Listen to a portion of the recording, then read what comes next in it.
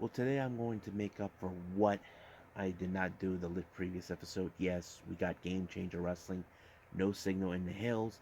We even got to Move's one of the last few shows for the ChocoPro events with Emi Sakura before she leaves the US to be a full-time member of the roster of AEW. We even got more on New Japan Pro Wrestling, continuing the Junior Tag League in the Summer Struggle. And we also got, I'm going to review for the first time this promotion, Violence Plus Times Suffering, or as VXS. And their title of this event is called Party All the Time. So let's get started with another episode of the Deleted Wrestle Zone.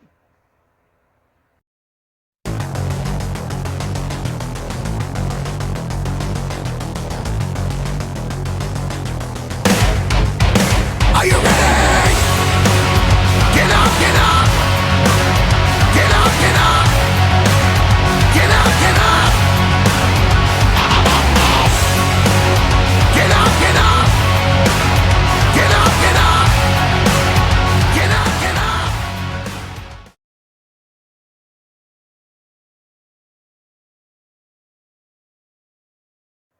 Welcome everybody to the Deleted Wrestle Zone. All things that it's pro wrestling with AEW, NXT, New Japan Pro Wrestling, Impact Wrestling, the National Wrestling Alliance, various promotions, wrestlers, matches, and championships. I am your host, J-Rod here. So let's start with Game Changer Wrestling, or GCW. No Signal in the Hills. So this one was in one of their new events in LA. Just found out my good friend Chad Rico, local referee here in San Diego, actually refereed that particular event. Opening match, we have AJ Gray taking on Lee Moriarty. It was a very interesting match. In this particular match, you can tell that Lee Moriarty, he is trying to put himself at the top no matter what. But, however, you cannot deny AJ Gray, who is the effing truth. And you know for a fact that that's what he is.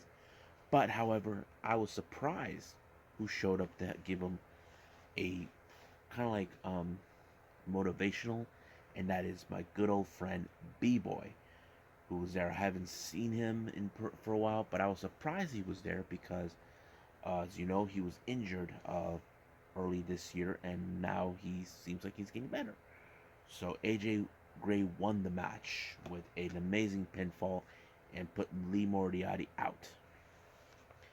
Next match, we got ASF taking on Jimmy Lloyd. Now you can tell by this, Jimmy Lloyd, he is the kind of guy who's willing to fit. He's this time, Jimmy Lloyd was not in a death match, but it was a regular straight up match. I have to say he did pretty good. I'm not gonna deny his wrestling abilities, but this is the first. I don't know if this is the first time I've seen him in a regular match that doesn't involve death matches. But he did pretty good, and he won his match. Next match, we got Dante Leon taking on Ninja Mac. It was a fun match. Mac is one of the most over-the-top wrestlers I enjoy watching. But Dante Leon decided to do the most disrespectful thing. He takes off his mask, but it cost him dealing when he did it. When Ninja Mac put a spinning heel kick on his face, and 1, 2, 3, that is good night Irene. So Ninja Mac won by that. Now we got GCW's tag team titles. As you know, recently those titles were gained by Second Gear Crew when they beat Jimmy Lloyd and Jay Raver in one of the previous events. But they got those straps recently from Zona 23. But now they're back to GCW. They're putting on the line. Second Gear Crew decided to put these titles on the line against Boosie. Yeah, you heard me right. Boosie, Effie, and of course, Ali Catch. Now, this match in particular was nuts. I mean, Effie and Ali would go far enough to win. Even Ali brought a knife. It was like, wow. But however, somehow Manser and Matthew Justice were able to overcome it and took them out completely, retaining the titles. I did not expect a whole lot with how this is going to turn out. I mean, The results, it didn't matter. To me, it's the match, how it was going in between. Like Effie and Alicatch, they could have won it, but it didn't happen that way.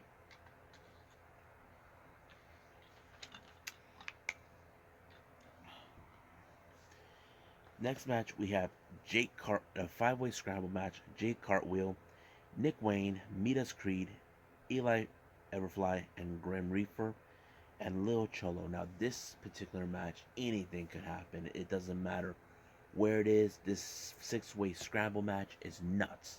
Now, I could go all the way how it would make me go crazy, but however, it was somehow.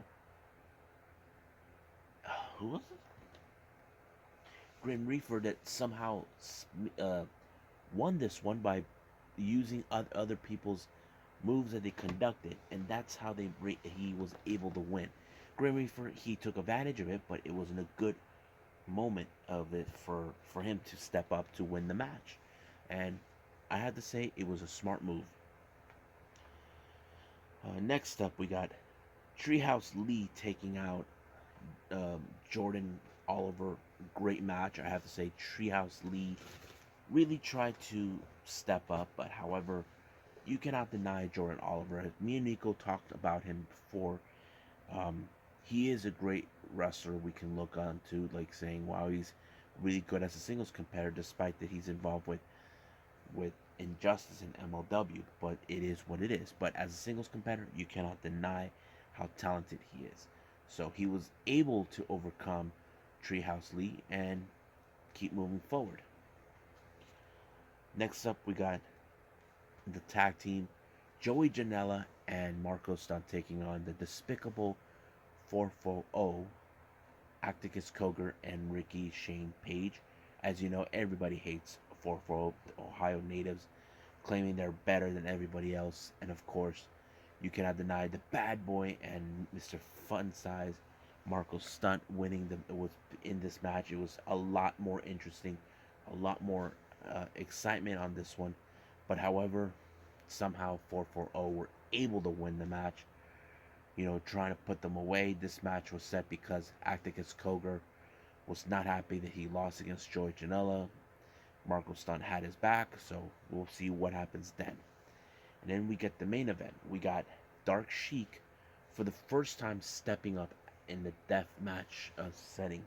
This is her first time. And I have to say, people can say you don't know what it's like to be in death matches.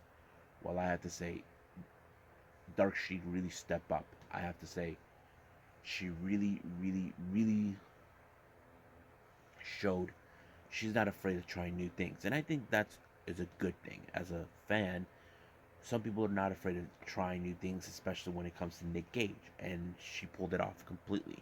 So I have to say, even though she lost the match to Nick Gage, I can say right now that she really impressed me. Now, do we really want to see her involved in this? I don't know. But we'll see what happens then until the time comes.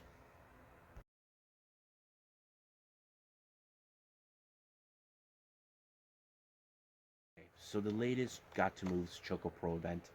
This is one of the last few events that will feature Emi Sakura, and they booked at least 4 events in this one. But a lot of things took place after these matches. But let's start from the first one. We have Sayaka teaming up with Tokiko Kirihara taking on Dragon Ninjas, Sarui and Shiru. Now, Dragon Ninjas have now becoming the most interesting tag team. Now, they were more interesting when you see them in Oak Tag League. Now, if you haven't seen those, go on YouTube to Gatoh Move Pro Wrestling's and subscribe there, and you see the entire Oak. What I mean, even though they did not win, but they had what it takes to be part of these matches. And I was impressed with, of course, Dragon Ninjas pulling off an amazing victory. I did not expect it, but great match. When I think it was Sarui who won the match for her team. Next up, we got Lulu Pencil taking on, who is now a former member of the Pencil Army, Fujita. Now, you probably ask, why is he a former? He's leaving out of his own accord. His previous Lulu Pencil that had her issues with Chris Brooks, who quit, who had his intentions to destroy Lulu Pencil, but Minoru Fujita has no issues towards her. He felt it was time for him to move forward with his own commitments to his own life outside of Pencil Army, and of course Lulu gave him his blessing under the condition they have this match, and it was a very good storytelling match where Lulu, despite the fact that she keeps losing her matches, she wouldn't give up. And of course, Minoru Fujita would be grateful for her, knowing that even though people would criticize her for her size, her attitude, it doesn't break her spirit. And I think that's what Minoru Fujita did. He showed compassion over Lulu Pencil, and he will always be forever be her friend, no matter if they're not in the same army or anymore. Next up, we got the Egg Tarts. Chiko Ishikawa taking on Hanage Shinoe. No, Shi Ochikawa and Hanage Shinoe taking on Antonio Honda and Chris Brooks. This match, it was a really fun energy match. Basically, Chris Brooks really put on a good show. Not to mention Chiko Ishikawa pulled it off amazingly, despite the fact it was like one of the most hard-hitting match that I would have ever witnessed. But in the way, it was exactly how I hoped for, because you have you have she who is all energy, and you don't know what she's gonna do. But however, um, she was forced to tap out by Chris Brooks in the submission, and that pretty much played out. Now the main event was a long time in the making.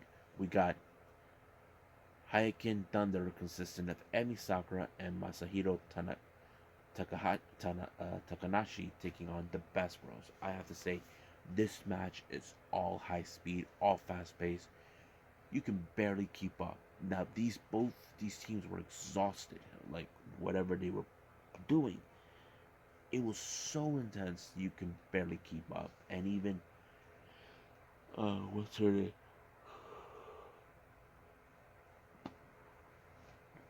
I have to say Mei Shiruga did pretty good, and so is Emi Sakura. But however, because of this, it ended in a time limit draw. But even though I don't do this, there was a lot of fun more stuff that took place. For the Jackaman winner is none other than Saruyi. For the first time, she was crying because she finally ate the chocolate. Now, if you guys never seen Jackaman, this is like tournament where they play rock paper scissors, and the winner gets a piece of chocolate. So that's how they do things in ChocoPro. Now, things becoming very interesting. Of course, the BestBros give their words of exchange to Emi Sakura, and you could appreciate that. But however, this doesn't end there. Emi Sakura decided to have one more match, and this time it's against one of her protege, Mei Shiruga, and I have to say it's gonna be one heck of a match. That's gonna be on the next one. However, it didn't end there. It was revealed by Lulu Pencil, who confessed that she bought herself a plane ticket, and it turns out she's also going to the U.S. Now, no, she's not going to join AEW. She was planning to be by, what's her name? Be by the side of Emi Sakura. The reason is this: she has a good role with ChocoPro. She's a freelance writer, and of course, she's a translator for Emi Sakura. Lulu Pencil speaks very good English, and it makes perfect sense. I mean, I have witnessed Emi Sakura with limited English that she puts out, and I have to say Lulu Pencil is doing the right thing. I mean, who knows if anybody from Choco Pro would have wanted to go with her. I mean, Balianaki, he's a veteran, but however, someone has to help out with season 9 of Choco Pro, and I can't think of anybody else, but can't wait to see. But if we do see a Choco Pro in AEW, well, this is going to be a fun thing to watch. So we'll see what happens.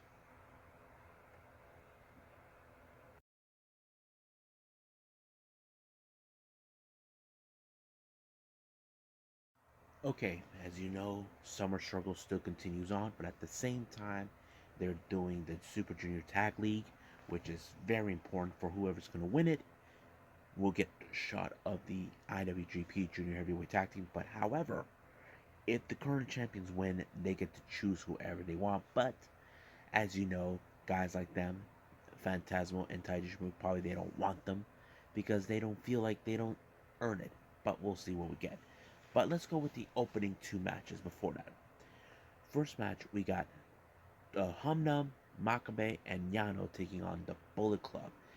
Yano, Yujiro Takahashi, and Chase Owens. Now keep in mind, Chase Owens is in a battle against Yano, and practically this is how it's going to play out. But however, they decided to play one of their tricks on him, but this time they did it on Humna. They pulled off a low blow without the ref noticing it, and it cost them the match. But however, Chase is determined to ensure he retained the KOPW Provisional Trophy. Next match, we got Satoshi Kojima teaming up with the current Never Openweight champions from Chaos, Ishii, Yoshihashi, and Goto to take on all four members of LIJ. This match was really pretty good. I have to say I enjoyed it. But however, it turns out things are getting a little more interesting. As you know, Bushi got involved in the in the face of Ishii in the aftermath when Sonata picked up the victory. However, Ishii removed Bushi's mask to send a message to them that they're not taking these titles from them. And I failed to mention this, that on August 9th is actually going to be their first year anniversary since they won these tag team, the Never Open with since they won the Never Openweight six-man tag team championships. Can you believe it? It's already been a year. But the real question is, are we going to see new champions or they're still going to continue? I don't know, but we'll get to that when that day comes. Next up, we start with the three matches for the Super Junior Tag League. We got Bullet Club's Dick Togo and Ghetto taking on Suzuki Goons, Kanemaru, and Despy. Now you can guess how this one. Dick Togo was avoiding Suzuki Goon from this part of the match. The reason he's trying to avoid them is that he knows what they're capable of. If you guys know this or not, Dick Togo was a member of Kaientai, and we all know who was a member of Kaientai, and we're talking about Taka Ichinoku, who is also a member of Suzuki Goon, even though we haven't seen him for quite some time. But you can guess why. But they couldn't hide for very long. But you can guess right away that it was, of course, Kanemaru who picked up the victory when he pinned Ghetto into this match, allowing for himself to win it. And I think they have total 4 points. Next match, we got Roppongi 3K, Sho and Yo taking on Tiger Mask and their fellow Chaos member and the current IWGP Heavyweight Champion, Junior Heavyweight Champion, Robbie Eagles. I have to say it was a pretty good match. There was no holding punches with Robbie Eagles. He wants to prove that he can hang with these guys, and not to mention it was him who put Yo in his little submission move that he normally uses, and of course Yo had no other choice but to tap out. And finally, the final match, we have Master Wato and Taguchi taking on the other members of Bullet Club, El Phantasmo and Taiji Shimori. But this time they were keeping an eye on his feet because we all know what's going on. They believe that there's something in the chute. Now we don't know what, but somehow this match was pretty good. It did not go exactly like I thought. It turned out that Phantasmo was playing it safe, not to draw any suspicions over the accusations of his shoes. But he did won the match with a sort of somewhat version of Pinchy Loco that El Desperado pulled, but that's how he won the match. Like I said, we still got a long way to go, but we'll see what happens, who wins Super Junior Tag League.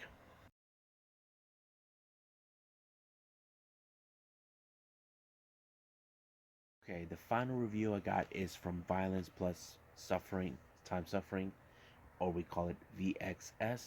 Their latest show is called Party All the Time. So the opening match, we have Lucky 13 who set up an open challenge match and the person to respond is Big Vin. I haven't seen him since the Backyard Wrestling event by GCW.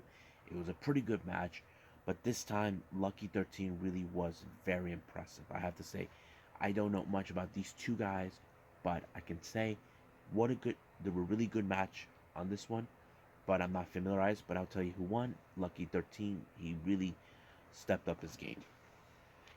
Next match, we have a nose rule match with this guy named Dr. Cube to take on Gabriel Sky.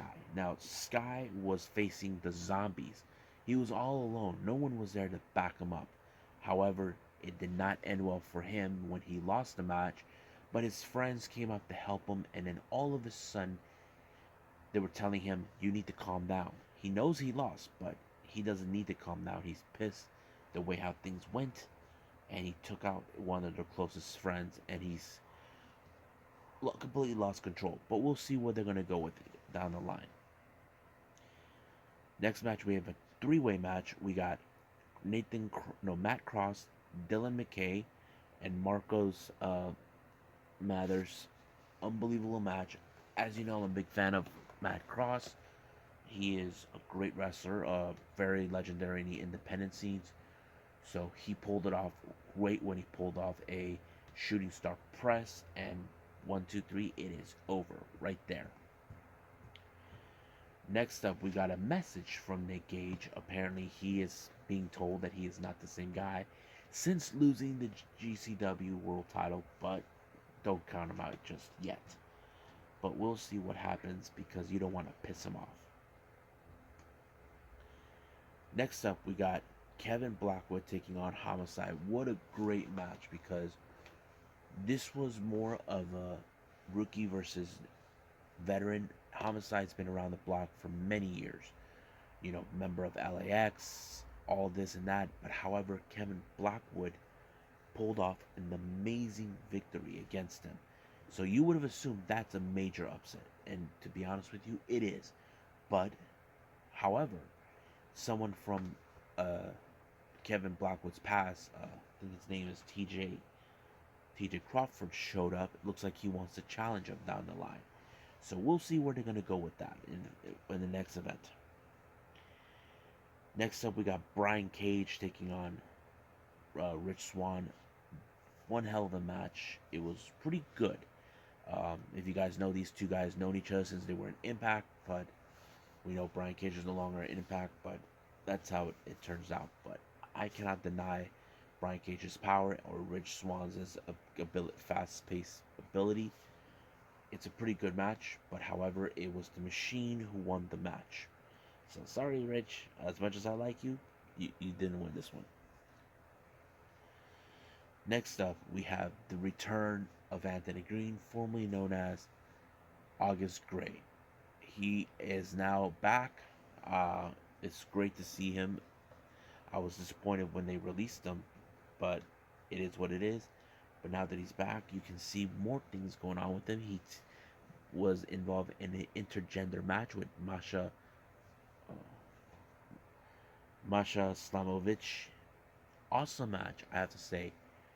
It played out pretty good, well, and I say this one showed that he was willing to, that, you know, all of this would happen. Excuse me. But Masha really, really impressed me. Now I did mention her on the ICW No Holds Bar event. She did pretty good, but we'll see what happens down the line. But she did gain a respect from, of course, from this match.